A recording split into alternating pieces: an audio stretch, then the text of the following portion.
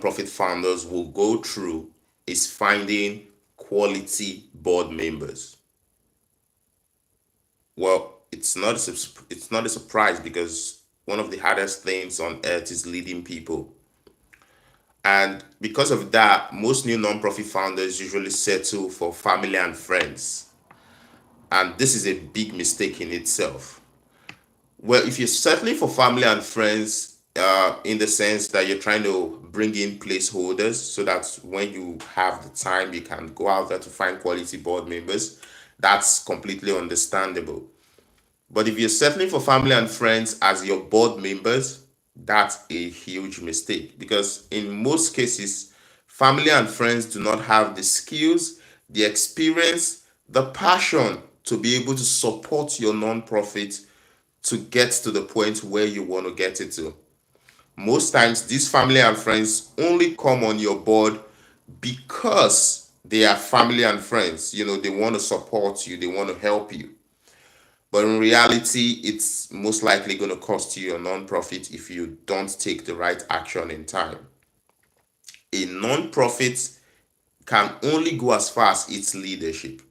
So the best you can do for your nonprofit, especially when starting out, is making sure you find the right kind of people. You find the right kind of board members. You find the right kind of people who will commit to your mission just as yourself because you need that energy for you to be successful. But how can you find these people? Most new nonprofit founders, they're just doing this for the first time. They've never been in this position before. That's what we're going to be talking about today. So today I'm going to walk you through the 7 clear steps you can take to find quality board members. Board members who would commit to your organization and give you the very best of themselves. The very first step, we call it board recruitment planning. You need to be able to define the kind of board members you need, where to find them, the skill sets you want them to have, the core values they should appreciate, before even going out there to go find these guys. Because if you don't know what you're looking for, you're most likely going to pick up anything. So you want to define, are we looking for people within the children's space? Are we looking for people with fundraising skills? Are we looking for people with marketing experience? All that needs to be defined at the very beginning before you even go out there to go find board members. The next step of the process is creating the tools and resources you need to launch your board outreach. So there are tools you're going to need for your board outreach to be successful, right? You're going to need the board application form. You're going to need your board outreach content. You're going to need your interview questions. You're going to need your board recruitment pack, your board manual, and a host of these resources.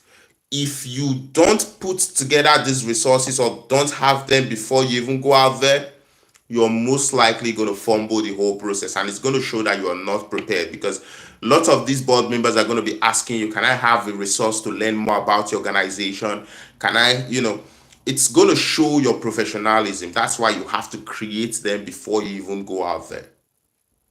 The third step of the process is then launching out the board outreach. This is when you begin to put out word that, yes, we're looking for board members. We're inviting people to join us on this wonderful journey. And there are lots of ways to put out your board outreach.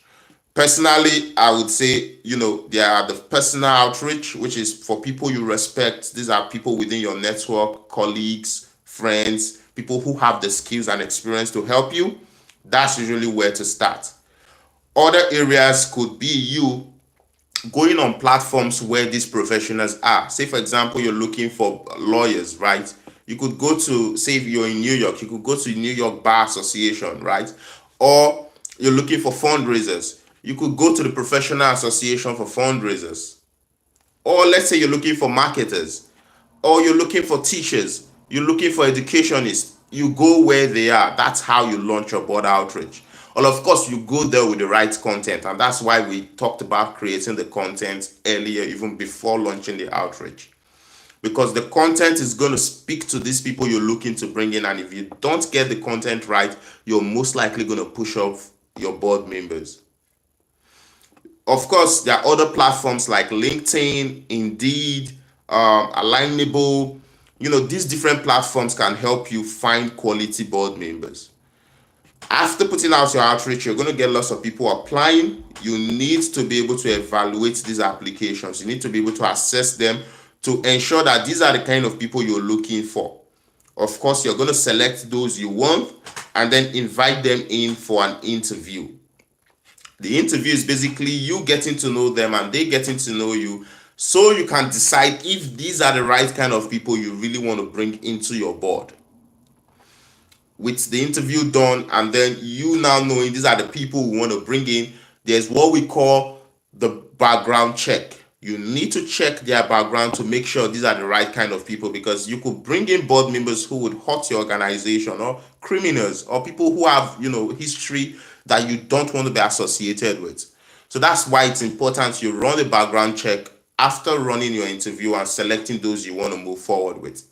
Background check are usually cheap, some as low as $20 per person, some as much as $50 per person, depending on how deep you want to go.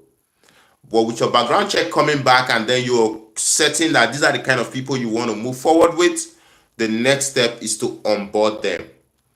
One challenge most non-profit founders have is when they bring in board members, they end up seeing that these guys are not committed. These guys are not giving their best. And that's because they didn't go through the right onboarding process, because the onboarding process is supposed to get them to commit. The onboarding process exposes them to the policies of the board, exposes them to the board commitment, exposes them to the board responsibilities, and then at the end of the day, they're going to sign an agreement to say, yes, I'm committing to this board, I'm committing to these responsibilities. Without you doing that, you're most likely going to lose these board members as they go, because it is this process that ensures their commitment. Once you're able to onboard them, the next step is to run your board introduction. This is where you then begin to introduce them to themselves, right? The founder introduces board members to each other, and then they all know who's on the board and who's part of the board. Their skill sets, their experience, all that has to be introduced so that each board member knows who's sitting within the board with them and knows who to reach out to when it comes to any area they're interested in. Lastly, there's what we call the strategic planning. It is the synchronization point of the board. Once they've been able to introduce themselves, now they know themselves, but you need to get them to come into a friendly terms where they can plan together, brainstorm together, share ideas, and depend on one another. And that's where strategic planning comes in. Strategic planning is a whole nother topic, and I'm going to be talking about it tomorrow. Remember, we're talking about the 6 steps to start up a successful and sustainable non-profit organization. Yesterday, we talked about the very first step, which is research, where you get to research, run your community needs assessment, do your business planning so that you can ensure the organization you're building is needed and is valid. Today we talked about the board recruitment part, so that you bring in founding board members who are going to commit to your mission. Tomorrow we're going to talk about the strategic planning part, where you get to plan with your board members, because in community development we believe that people who plan together execute together. So these new board members you're bringing in, if you want them to execute with you, you're going to need to plan with them. So that's going to be all for today. Follow, stay connected, because you're going to be getting top level value from this channel, where we'll talk about how to start up a solid and sustainable nonprofit organization that you will be proud of. I want to see you successful. I want to see your organization grow. See, I see you tomorrow.